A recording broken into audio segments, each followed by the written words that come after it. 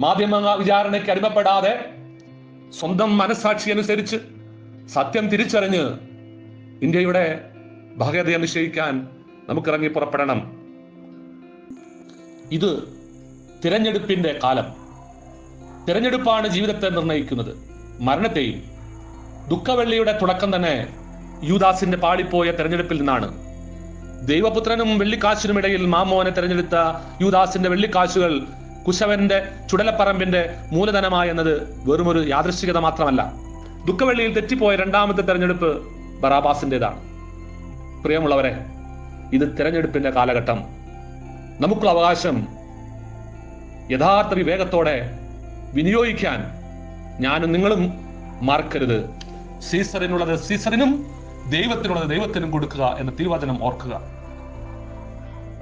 ഞങ്ങൾക്കെതിരല്ലാത്തവൻ ഞങ്ങളുടെ പക്ഷത്താണെന്ന ചിന്തകളും നമ്മെ ഈ കാലഘട്ടത്തിൽ പ്രചോദിപ്പിക്കട്ടെ. ആർജവത്തോടെയും ഉൾബലത്തോടെയും ചെയ്യേണ്ട ചില ഉത്തരവാദിത്വങ്ങളിൽ നിന്നുള്ള നമ്മുടെ നിസ്സംഗവും അവസരവാദപരവുമായ ഒഴിഞ്ഞുമാറലുകൾ നിഷ്കളങ്കരായ നീതിമാന്മാരുടെ മരണത്തിൽ കലാശിച്ചേക്കാം എന്ന ചരിത്രത്തിന്റെ മുറിവോർമ്മയാണ് പീലാത്തോസ്. അവന്റെ മനസാക്ഷിക്ക് ശരിയെന്ന് തോന്നിയ കാര്യം ചെയ്യാതെ തന്റെ ചുറ്റുമുള്ള ചിന്തയില്ലാത്ത ആൾക്കൂട്ടത്തിനെ തൃപ്തിപ്പെടുത്താൻ വേണ്ടി നിർബന്ധമായും ചെയ്യേണ്ട നന്മ ചെയ്യാതിരുന്ന ഒരാൾ. യേശു നിരപരാധിയാണെന്ന് അയാൾക്കറിയാം. വേണമെങ്കിൽ ആ നിരപരാധിയെ രക്ഷപ്പെടുത്താനുള്ള അധികാരവും ബലവുമുണ്ടോ അദ്ദേഹത്തിന്? ഒരു വേള യേശുവിനെ രക്ഷിക്കാനും ശ്രമിക്കുന്നുണ്ട് അയാൾ. പക്ഷേ ഗവർണർ കസേര, ജനപ്രിയത, സീസറിന്റെ പ്രീതി എന്നിവയുമായി താരതമ്യം ചെയ്യുമ്പോൾ രക്ഷിക്കപ്പെടാനുള്ള മൂല്യം നിശബ്ദനായ നസ്രായനുണ്ടെന്ന് അയാൾക്ക് തോന്നിയില്ല. കണക്കൂട്ടലുകളിൽ ശിഷ്ടം നഷ്ടമാണെന്ന് കണ്ടപ്പോൾ പീലാത്തോസ് ബോധപൂർവം നിസ്സംഗതയുടെ കലക്കവെള്ളത്തിൽ കൈ കഴുകിക്കളഞ്ഞു. ഇത്തരം ഉപേക്ഷകൾ, നിസ്സംഗതകൾ എന്നും നിസ്സഹായരുടെ മരണത്തിൽ തന്നെയാണ് കലാശിക്കാറ്. നീതി അവിടെ കുഴിച്ചു മൂടപ്പെടും. എനിക്ക് അവകാശപ്പെട്ട വോട്ട് ചെയ്യാൻ പോകുന്ന വിശുദ്ധ കർമ്മം വേണ്ടെന്ന് വെച്ചപ്പോഴും എന്നിലൊരു പന്തിയോസ് പീലാത്തോസ് രൂപപ്പെട്ടത് ഞാൻ തിരിച്ചറിഞ്ഞില്ലെന്നോ? കണ്ണാടിയിലേക്ക് ഒന്ന് സൂക്ഷിച്ചു നോക്കേ. ചെന്നായ്ക്കും ആട്ടിൻകുട്ടിക്കും ഒരേ നീതി കൊടുക്കുന്ന കാട്ടുദൈവമാണ് നിഷ്പക്ഷതയെങ്കിൽ നിയമസഭയിലും നീതിപീഠങ്ങളിലും അതിന്റെ ഒറ്റക്കൊമ്പ് ഞാൻ കണ്ടിട്ടുണ്ട്. നിഷ്പക്ഷത ന്യായാധിപൻ കഴുകുന്ന കൈയാണെങ്കിൽ കുരിശിലേറുന്നവന്റെ രക്തമിച്ചുന്ന വെള്ളിയാഴ്ചയാണ് എനിക്കിഷ്ടം. ഇന്ന് പീലാത്തോസ് സിൻഡ്രോം പല രീതിയിൽ ആവർത്തിക്കപ്പെടുന്നുണ്ട്. നാം ചെയ്യാതെ പോകുന്ന നന്മകൾ, ബോധപൂർവമോ അല്ലാതെയോ ഒഴിഞ്ഞു മാറുന്ന ഉത്തരവാദിത്തങ്ങൾ എന്നിവ പരോക്ഷമായും പ്രത്യക്ഷമായും ചുറ്റുമുള്ള നീതിമാന്മാരുടെ മരണങ്ങൾക്ക് കാരണമാകുന്നില്ലേ? ഞാൻ എന്റെ സഹോദരന്റെ കാവൽക്കാരനല്ല എന്ന കായൻ വചനം നവയുഗ പീലാത്തോസുമാരുടെ ആപ്തവാക്യമായി കഴിഞ്ഞു. നല്ലവരുടെ നിശബ്ദത, നീതിമാന്മാരെന്ന് കരുതപ്പെടുന്നവരുടെ മൗനം, അത് ഭയാനകമാണ്.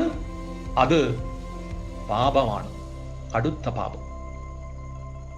ഭാരതത്തിന്റെ വിധി നിശ്ചയിക്കാൻ ഞാനും ഇറങ്ങി പുറപ്പെട്ടില്ലെങ്കിൽ, മൗനം ഭജിച്ചാൽ, നമുക്കെതിരല്ലാത്തവൻ നമ്മുടെ പക്ഷത്തായി തീരുന്നത് പോലുള്ള അനുഭവം ഉണ്ടാകും എന്നോർക്കണേ. സോദോമിൽ ആസക്തി പൂണ്ട ജനക്കൂട്ടം ലോത്തിന്റെ വിവേകസ്വരത്തെ തള്ളിയതുപോലെ റോമിലെ കൊളോസിയത്തിൽ മല്ലയുദ്ധത്തിൽ രസം പിടിച്ച ജനക്കൂട്ടം രസം കൊല്ലിയായ ചെലേമാർക്കസിന്റെ സ്വരത്തെ ഉന്മൂലനം ചെയ്തതുപോലെ ഹിറ്റ്ലറിന്റെ വികാരാവേശഭ്രാന്തമായ സ്വരത്തിൽ ഔട്ട്ഫിറ്റ്സിൽ വംശീയതയുടെ അരക്കില്ലങ്ങൾ ഒരുങ്ങിയതുപോലെ മണിപ്പൂരിൽ വംശഹത്യയുടെ പത്മവ്യൂഹങ്ങൾ നിരപരാധികളെ കൂട്ടത്തോടെ കത്തിക്കുന്നതിൽ എത്തി നിൽക്കുന്നു ഈ മുഖമില്ലാത്ത ആൾക്കൂട്ട ആക്രോശങ്ങൾ. പറയുന്നതിലെ ശരിയേക്കാളും കാര്യകാരണ യുക്തിയേക്കാളും കൂടുതൽ ഉച്ചത്തിൽ മുഴങ്ങുന്ന മാധ്യമ ശബ്ദങ്ങൾ വിജയിക്കുന്നു. അത്തരമിടങ്ങളിൽ ദൈവദൂതന്മാർ കഴിവിലേറ്റപ്പെടും, ബറാബാസുമാർ വാഴ്ത്തപ്പെട്ടവരാകും. വാസ്തവത്തിൽ നമ്മുടെ ചാനൽ ചർച്ചകളിലും നിയമസഭകളിലും നടക്കുന്നത് ഇത് തന്നെയല്ലേ? സമകാലിക ഇന്ത്യയിൽ മതേതര ജനാധിപത്യവാദികൾ